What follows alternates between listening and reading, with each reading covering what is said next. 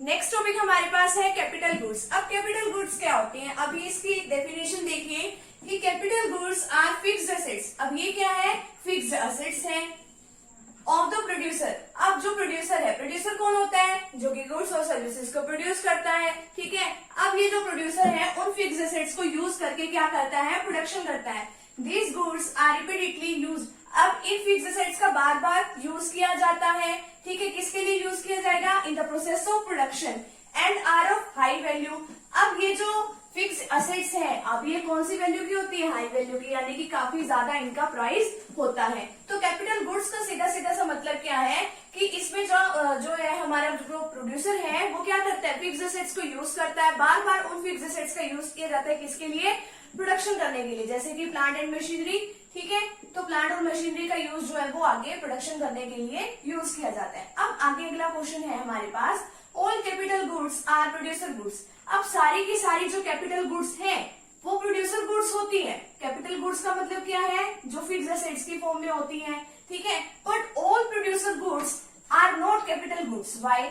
अब देखो कि सारी की सारी जो कैपिटल गुड्स है, सारी की सारी जो कैपिटल गुड्स है वो तो प्रोड्यूसर गुड्स होती है, यानी कि जितनी भी फिक्स्ड असेट्स होती है वो तो प्रोड्यूसर गुड्स है। प्रोड्यूसर गुड्स का मतलब जिसको भी प्रोड्यूसर जो है अपने प्रोडक्शन प्रोसेस में यूज करता है। अब जो प्रोड्यूसर है वो तो सारी चीजों को यूज करेगा, फिक्स्ड असेट्स को भी करेगा।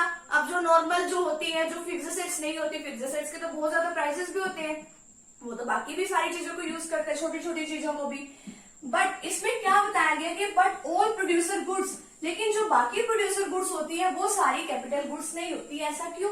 अब इसमें देखो क्या बताया गया है, producer goods include all those goods which are used in the process of production.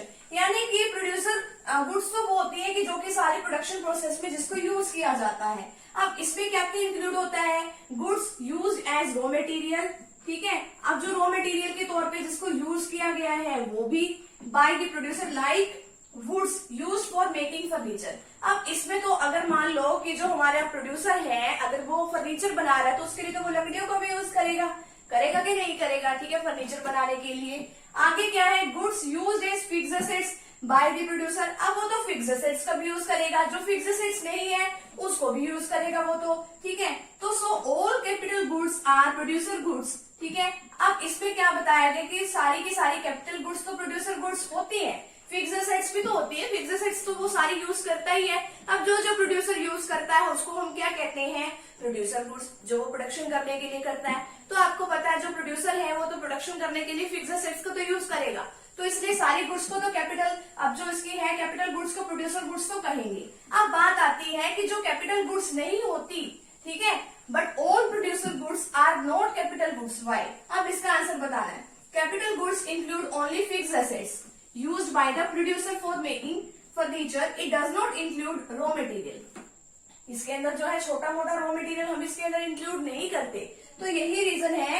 So all producer goods are not capital goods, ठीक है। तो यहाँ पे जो हमारा छोटा सा टॉपिक है यहीं पे कंप्लीट होता है। तो फ्रेंड्स फटाफट से भी आप इसका स्क्रीनशॉट ले लीजिए।